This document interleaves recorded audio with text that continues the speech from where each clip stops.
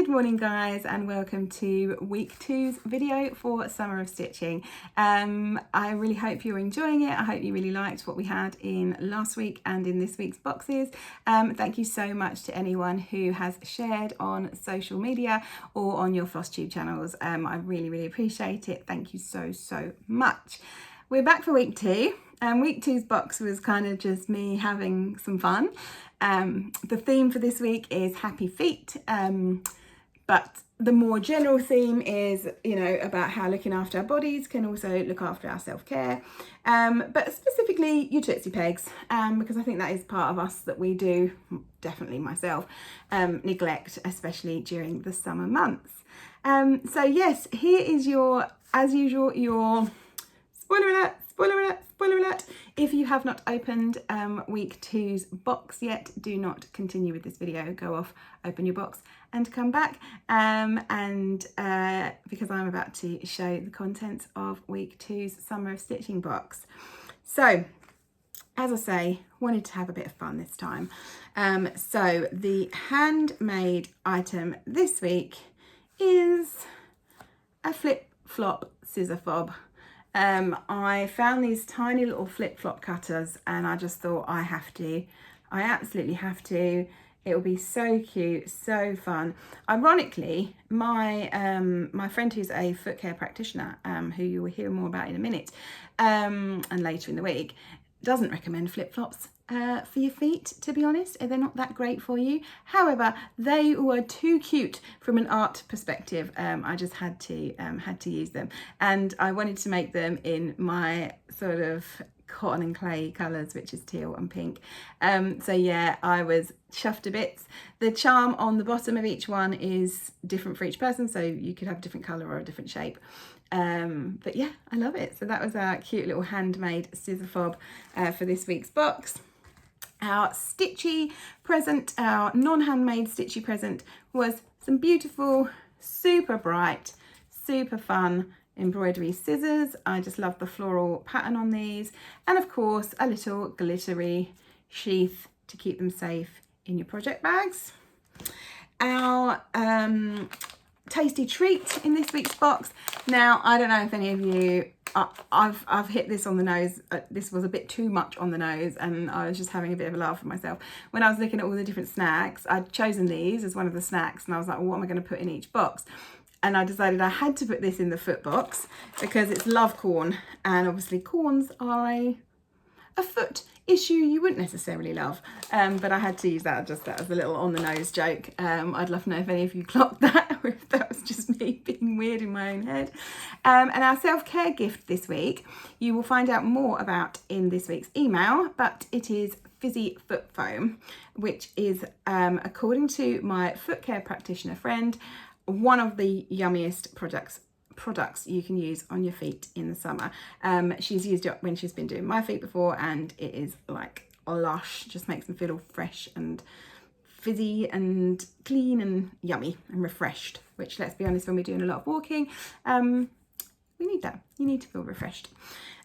So that's what was in the box. In terms of upcoming content this week, I've got an email. As I said, a friend of mine is a foot care practitioner, and if you don't know what that is, then you need to read this week's email.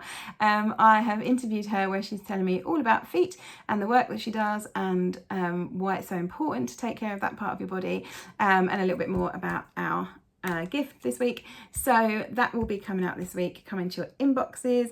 And I've also got an email all about scissor fobs, and I'm doing a little scissor fob showcase where I'm talking about some of my personal favourites from my shop, and also a few other awesome small businesses that I know of and I'd love to support, who also make beautiful scissor fobs.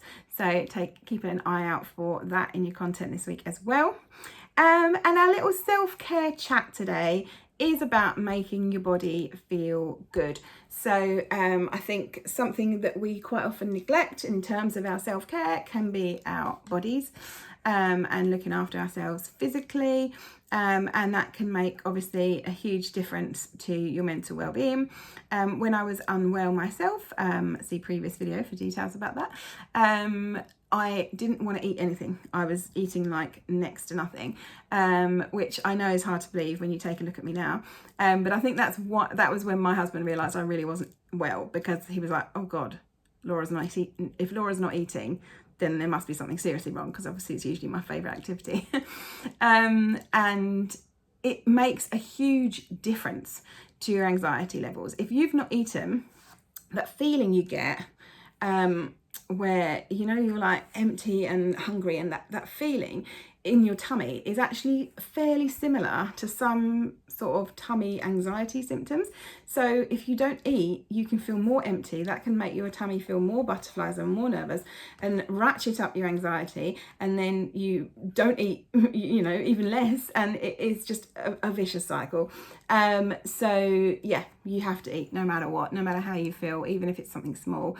When I was poorly and I couldn't really get much down, I was taking advice of like small but higher protein things that I could eat. So I was having like yogurt, and then I was having, like, I could just about manage small yogurts. I was having nuts, avocado, stuff like that, because I didn't really want to eat because I was so anxious. Like I was like, oh well, we might as well just, you know, you've got to eat something, just force yourself to eat some good stuff. So that was like incredibly good. Similarly, I've also been at the other end of the spectrum where you eat way too much. That is obviously an issue that I struggle with, emotional eating. So that's obviously the other end of the spectrum, and that doesn't make you feel good either, because that leaves you feeling tired and lethargic, and all the rest of it. So that side of it, I've definitely got to practice what I preach here, in terms of what we put in our body. As well as what you put in your body, like taking care of your body as well, trying to get good sleep, trying to drink as much as possible, making sure you do lots of walking and getting out in nature like I talked about last week. All of those things are, you know, important to making you feel good about yourself, especially during the summer months. And I also just wanted to talk briefly about like body image, because I know that that's something that a lot of people struggle with and can have like an impact on your mental well-being. That's something that has taken me a long time to come to terms with. Obviously, I'm a bigger girl, and you know, it can be difficult to sort of be comfortable with that at times. But as I put in my self-care tip on your postcards this week, treat your body kindly. It's the only one you've got. So whatever your body's like, however, you know, fit you are, healthy you are, slim you are, overweight you are, in that moment, that is your body. That is the only one you've got. So you might as well, on that particular day, if we're talking about staying in the present, you might as well try and treat that body as nicely as you can by doing the aforementioned stuff, what you eat, walking, drinking, all the rest of it, but also just how we talk to ourselves. And you know, we might not like certain things about ourselves, and the more we talk about that, the more we talk negatively to our body, the worse we're going to feel. So it's just one more area where we should be kind to ourselves and saying nice things to ourselves. So yeah, that was my little tidbit in terms of self-care for this week's video. I really hope you're enjoying the boxes. As I say, please continue to share them and give me your feedback. And yeah, look out for those 2 emails this week, because I think they'll be good ones. Yeah, I really hope you enjoy them. And in terms of your cross stitch, please let me know in the comments what you're stitching on at the moment. And yeah, in particular summer patterns, but any patterns really. What are you stitching on, and what is helping you to stay motivated with your stitching during the summer months? So thank you so much for listening, and I will see you next week for week 3's video. Take care, happy stitching, bye.